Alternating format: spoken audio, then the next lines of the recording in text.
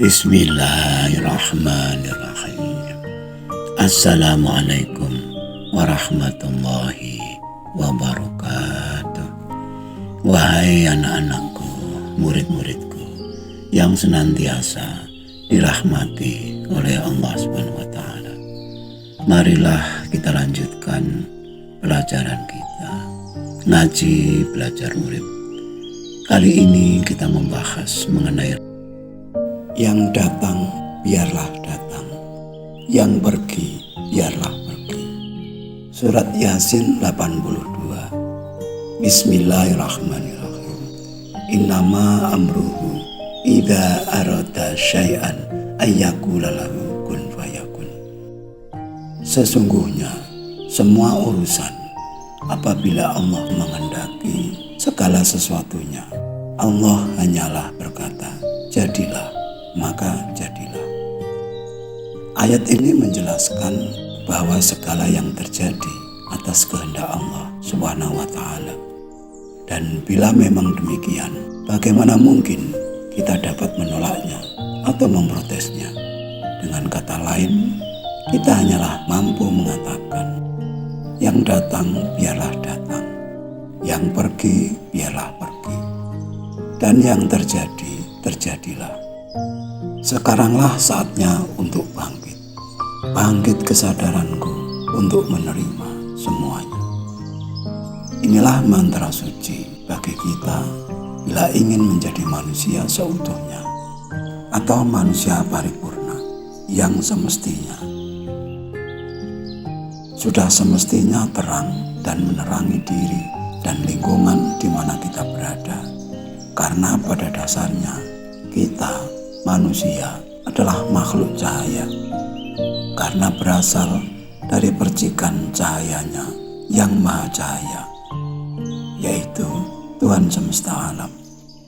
Sudah seharusnya lah kita yang memelihara, melestarikan apa yang telah ada di alam semesta ini, dan bila perlu kita mengembangkannya, karena kita dianugerahi seluruh karakter yang ada dalam semesta ini, mulai dari karakter ketuhanan, kemalaikatan, kenabian, kemanusiaan, kehewanan, dan bahkan kebendaan, dan juga karakter semua yang ada di langit dan di bumi. Dalam perjalanan hidup ini, kita tidak dapat lepas dari keterikatan dengan ruang, waktu, dan peristiwa. Dan tidak mungkin lepas pula dengan kebutuhan dan keinginan. Nafsu dan akal sehat yang telah dianugerahkan Tuhan kepada kita adalah modal utama bagi kita untuk terus maju dan semakin maju, makmur dan semakin makmur, dengan syarat dapat menggunakan keduanya selalu pas dan proporsional sesuai dengan kebutuhannya. Sedangkan kebutuhan adalah sesuatu yang memang harus terpenuhi, baik itu sandang, pangan, papan, dan seterusnya. Sedangkan keinginan kadang-kadang tidak harus dipenuhi, tergantung kepentingannya. Contohnya adalah makan kenyang. Makan kenyang adalah kebutuhan, sedangkan makan lezat atau makanan lezat adalah keinginan. Rumah sebagai tempat tinggal, sebagai alamat adalah kebutuhan. Sedangkan rumah yang megah atau mewah adalah keinginan yang tidak harus dipenuhi. Pakaian sebagai penutup aurat, pelindung diri adalah kebutuhan. Sedangkan pakaian untuk citra diri, gengsi, dan kebanggaan adalah keinginan. Pengenalan sepenuhnya akan perbedaan antar keduanya adalah syarat utama agar kita mampu mencapai kebahagiaan hidup, yaitu hidup dengan rasa damai karena selalu dapat mengendalikan diri. Sebagai makhluk sosial, tidak mungkin kita tidak bersosial, berinteraksi, bergaul, berkomunikasi dengan makhluk lain, dengan manusia lain, baik itu keluarga, kerabat, tetangga, maupun teman. Dan tidak mungkin pula suasana pergaulan itu selalu terjaga dengan baik. pasang surut pergaulan itu pasti terjadi. Terkadang kita dekat dengan si A, namun renggang dengan si B. Terkadang pula yang terjadi adalah sebaliknya. Tidak jarang pula kita tersakiti dalam pergaulan itu, atau kita yang menyakitinya. Terkadang persahabatan itu datang dan permusuhan itu pergi. Namun kadang juga suasana permusuhan itu datang dan suasana persahabatan itu pergi. Disinilah kepribadian kita mendapatkan tantangan. Bagaimanakah komposisi hablum minallah kita dan hablum minannas, menampakkan wajah yang sebenarnya. Jika karakter ketuhanan kita dominan, otomatis berkemanusiaan yang adil dan beradab. Namun jika karakter ketuhanan itu merosot, maka kemanusiaan itu pun sirna. Watak egois kita akan dominan. Sebagai makhluk yang tidak sempurna, secara fisik kita tetap manusia. Namun mungkin watak kita jauh daripada nilai-nilai kemanusiaan. Kita praktis menerapkan hukum rimba. Siapa yang kuat, dialah yang kuasa. Yang perkasa akan menindas yang lemah.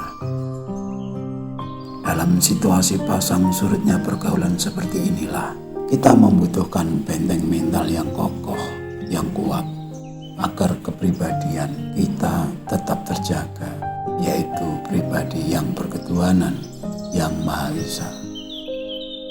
Yang datang biarlah datang, meskipun kita tidak suka, tidak siap, situasinya tidak menguntungkan kita, bahkan mungkin berpotensi menghancurkan nama baik kita. Selama kesadaran kita masih berhubung dengan Tuhan, la maujuda illallah, la maksuda illallah. Tuhanlah yang punya maksud dan Tuhanlah yang dimaksud.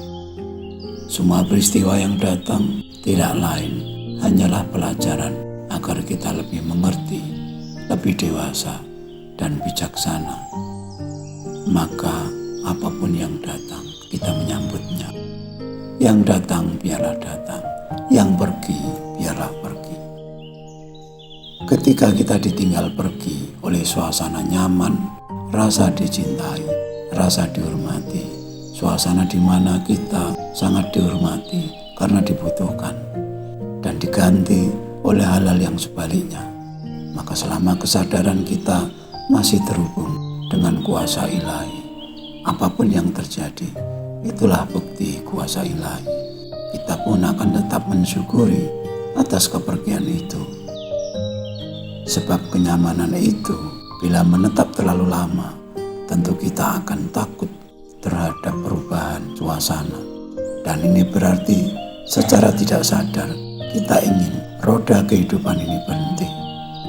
Dan hal ini bertentangan dengan paham cokro manggilingan atau perputaran roda kehidupan, di mana suka dan duka, atas dan bawah harus selalu berubah, berganti, berputar, sebagaimana roda pedati yang sedang berjalan.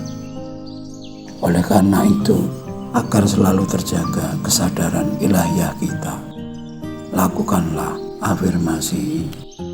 Yang datang biarlah datang, yang pergi biarlah pergi, yang terjadi terjadilah. Sekaranglah saatnya untuk bangkit.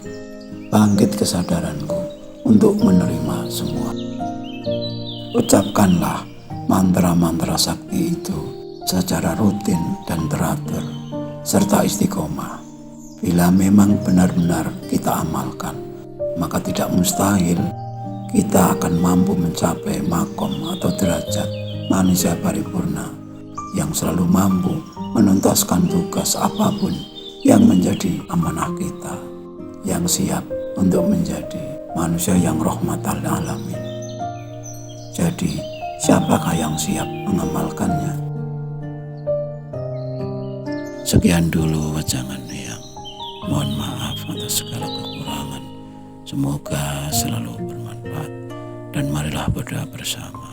Ya Allah, mudahkanlah jalan pengabdian kami kepadamu.